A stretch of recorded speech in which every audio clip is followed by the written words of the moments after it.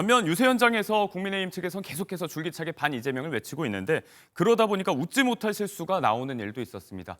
얼마 전에 김문수 후보 지지를 선언했던 손학규 전 대표가 비슷한 실수를 했었는데 안철수 공동 선대위원장도 비슷한 실수를 어제 저질렀습니다. 제발 이번 이재명 후보 찍어주셔야 합니다. 김문수 후보입니다. 예, 죄송합니다. 예, 죄송합니다. 예, 이번 김문수 후보 찍어주셔야 합니다. 그래서 오늘 아침에 이재명 지지 선언을 했습니다.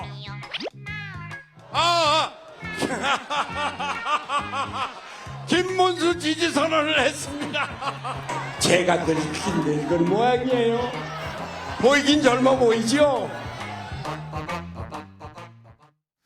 두 분이 유세 현장에서 거의 뭐 짠 것처럼 같은 실수를 했는데 이런 말이 있잖아요. 이제 핑크색 코끼리를 떠올리지 말라 그러면 자꾸 더 떠오르게 된다. 이게 오히려 반대쪽의 목소리를 계속해서 내다 보니까 입에 어떤 식으로든 오르내리게 되는 것 같아요. 안철수 선대위원장이 엊그저께 저희 지역구로 가배도 와서 이제 지원 유세를 했거든요. 예. 역시 이제 프로더라고요. 이렇게 쥐락펴락하면서 이제 청중들을 웃기고 하시는데 우리가 유세할 때 저도 아침 저녁 계속 이제 목이 좀 잠겼거든요. 네. 제일 많이 쓰는 단어, 첫 번째로 많이 쓰는 단어가 저는 이제 김문수고요. 두 번째 뭔지 아십니까? 그게 이재명이에요. 네. 그러니까 이게 헷갈릴 수밖에 없어요. 저도 사실 어제 하면서 똑같이 저 했거든요. 김문수를 이재명이라고 한번 했어요. 그러셨어요. 이게 하다 보면 이게 이렇게도 거꾸로 나오고 이렇게도 거꾸로 나옵니다. 이렇게 이게 너무 심각하게 이거를 해석하려고 하면 네, 그게 네, 이제 네. 억지 해석이 되는 거고요. 저는 뭐 하여간 진짜는 김문수다 말씀드리겠습니다. 왕왕 있는 일이니까 네. 뭐 확대 해석은 자제 바란다는 말씀이었습니다. 일단 이렇게 반 이재명 대립각을 많이 내세우고 있는 건 국민의힘뿐만이 아니죠. 연일 목소리를 높이고 있는 건 대표적으로 이준석 후보 얘기인데 여기에 대해서 좀 넘어가 보도록 하겠습니다.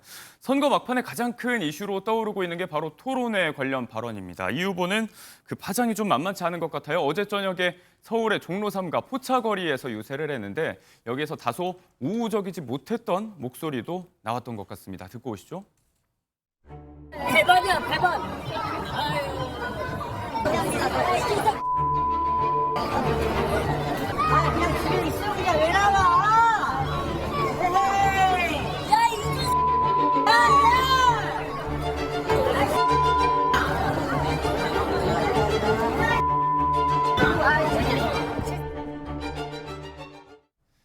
이게 논란의 토론회 발언에 대한 성토 차원이죠. 일부 여성 유권자들을 중심으로 유세 현장에서 이 발언에 대해서 강하게 질타하는 목소리가 좀 있었습니다.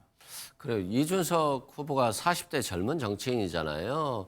그렇다고 한다면 네거티브보다는 좀 더 긍정적인 자신의 능력이 뛰어나다라고 하는 차별화 전략을 좀 했어야 되는데 너무 여성 혐오적인 발언을 노골적으로 TV 토론에서 했고 이 모습들을 꼭 성인의 어른뿐만이 아니라 아이들까지도 봤다는 데 있어서는 좀 충격적으로 다가왔죠. 네.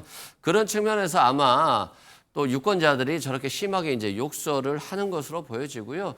저는 또 아쉬운 부분이 저 욕설, 여성 혐오 발언 논란 때문에 결국 후보자 검증에 대한 모든 논란이 다 묻혀버렸어요. 저것만 남았기 때문에 네. 정작 후보자 검증을 위해서 했다라고 하지만 후보자 검증이 안 돼버렸다라는 것이고 김건희 여사나 최순실 씨에 대한 그런 많은 검증들은 결국 이분들이 국정농단을 하고 비선에 개입하고 대통령을 좌지우지했다는 거잖아요. 근데 이재명 후보의 아들 같은 경우에는 뭐 전혀 그런 위치에 있지도 않거든요. 네. 그리고 심지어 직업도 못 가질 정도로 이재명 후보가 어떤 권력을 이용해서 뭔가를 해준 게 없기 때문에 그 검증의 선을 넘어버린 거 아닌가라고 생각됩니다. 네. 뭐 일부 언론에서는 이제 여성 유권자들을 중심으로 이런 목소리가 나왔다는 이야기가 있었는데 현장의 목소리에는 뭐 남성 유권자들의 목소리도 포함이 돼 있었다. 정정을 좀 드리도록 하겠습니다. 아무튼 외신에서도 주목을 하고 있는 것 같습니다. 영국 파이낸셜 타임스에서도 이 부분 한국의 안티페미니스트라고 지면을 좀 따로 할애해서 소개했어요. 외국에서도 이렇게 좀 주목을 좀 받고 있는데요. 이 사례가. 네. 유세하다 보면 저렇게 이제 욕설하고 이제 그런 분들이 간혹 있는데 거의 대부분의 시민들은 저렇지 않으세요. 네. 동의하지 않더라도 그냥 말하는 것은 그것대로 또 놓아두고 허용하는 것이 그게 민주주의인 것인데 저런 행동은 저는 뭐 이유를 막론하고 해서는 안 된다라고 생각하고요. 페미니스트라는 것은 이제 뭐 이 사안에 대해서는 안티페미니스트라는 것은 이 사안 자체에는 이제 적용되지 않는 얘기죠. 오히려 네. 예, 이준석 후보는 이제 반대 얘기를 하려다가 이제 말을 이제 그 써서는 안 되는 단어를 생방송에서 쓴 것인데 저는 그게 이제 검증의 영역이 아니라고 이제 말씀을 하시지만 네. 저는 만약에 이게 그러니까 상대 후보, 김문수 후보의 가족 또 자녀가 이런 표현을 했었다. 인터넷 공간에서 했었다. 그것이 다 기소도 됐고 공소장에 사실로 남아있다. 그렇다면 그게 검증의 영역이 아니라고 과연 민주당이 했겠습니까? 예. 이런 부분이 중요하지 않다고 과연 국민들이 생각하실까요? 저는 그러니까 그런 부분, 그것을 문제 제기하는 방식과 표현과 이런 것에서의 잘못은 그래도 이준석 후보는 심심한 사과를 드린다라고 밝혔는데 그러면 그 앞에 있었던 그것에 대해서도 그것은 그것대로 또 우리가 사실이 무엇이었는지는 밝혀보고 그것이 만약에 잘못이었다면 거기에 대해서 뭔가 입장을 밝히든지 사과를 하든지 예. 해야 되는 것은 그것은 그것대로의 또 문제라고 생각합니다. 그런데 그것을 다 이제 그냥 전부 이준석 그 나쁜 사람이다 이렇게 하는 것은 그것이 이성적인 태도인가 저는 잘 모르겠습니다. 유세 현장에서 이제 쓴소리를 일부 유권자들에게 들었다는 말씀을 드렸는데 반대로 그 전에 고려대 캠퍼스 쪽 유세를 했는데 여기에서는 20대 남학생들을 중심으로 파이팅 이야기가 나온다든지 좀 분위기가 달랐다는 보도도 있었습니다. 이렇게 좀 지지층이 극명하게 갈려 보이는 건요. 이준석 후보가 그동안 선명성 부각 차원에서 계속해서 내놓았던 여러 메시지들의 결과가 아닌가 이런 문제를 제기하는 목소리도 있습니다. 그간의 발언들 한번 저희가 모아봤습니다. 우리 후보가 다시 한번 세대 포이론이나 세대 결합론을 위해서 정확하게 전술을 구사하면은 지지층 흡수할 수 있습니다. 다시. 최근 이슈가 되고 있는 전장현이라는 단체는 최대 다수의 불행과 불편을 야기해야 본인들의 주장이 관철된다는 비문명적인 관점으로 불법 시위를 지속하고 있습니다. 4호선 51개 지하철역 중에서 가장 무임승차 비율이 높은 역이 어딘지 아십니까? 어딥니까? 경마장역입니다. 지금까지 대한민국 시민의 절반가량, 즉 한쪽 성별만 부담했던 병역을 나머지 절반이 조금씩 더 부담해 나가는 방식으로 전환할 것을 제안합니다. 차례대로 이제 장애인, 노인, 여성에 대한 어떤 분열적인 발언 아니냐.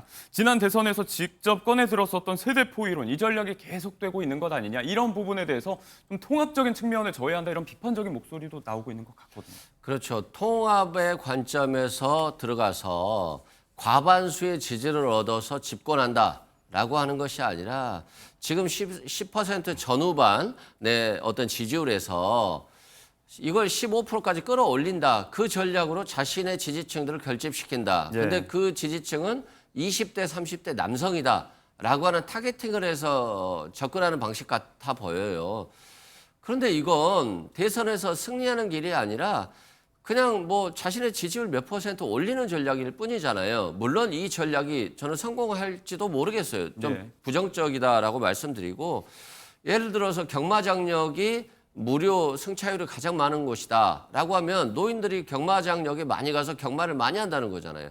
그런데 단순히 경마장역에 많이 간다라고 해서 노인들에 대한 어떤 대우를 감소시킬 만한 원인은 아니거든요. 네. 그리고 장애인들이 왜 자꾸 불편을 초래해서 자신의 처우를 개선하려고 하냐. 어떻게 보면 일부 맞는 측면도 있습니다만 이제까지 우리 사회가 장애인들이 적극적인 목소리를 내지 않고 불편함을 끼치지 않는다라고 한다면 장애인에 대한 처우 개선이 이루어지지 않았어요. 네. 그래서 그런 극단적인 방식을 쓰는 측면이 있거든요. 그래서 단순하게 너무 전략적이고 계산적으로 어떤 타겟팅을 한다는 것은 어떤 큰 정치인이 되는 또 통합의 관점에서 보는 정치로 가는 길이 아니다. 그래서 이준석 후보가 저 방식을 넘어섬지 못한다라고 한다면 여전히 세석 정당에 머무를 것이다라고 네. 생각합니다. 조금 전에 잠시 보여드렸지만 민주당은 이제 아예 망언집까지 펴내면서 공세 수위를 높이고 있고 여기에 대해서 국민의힘은 또 아예 진상조사단을 따로 꾸려서 공소장, 실제 있었던 그 벌금형에 관한 논란들을 좀 파헤치면서 대응한다는 입장인데 아무튼 이준석 후보의 발언이 양대 후보의 어떤 대립각으로 번지고 있습니다.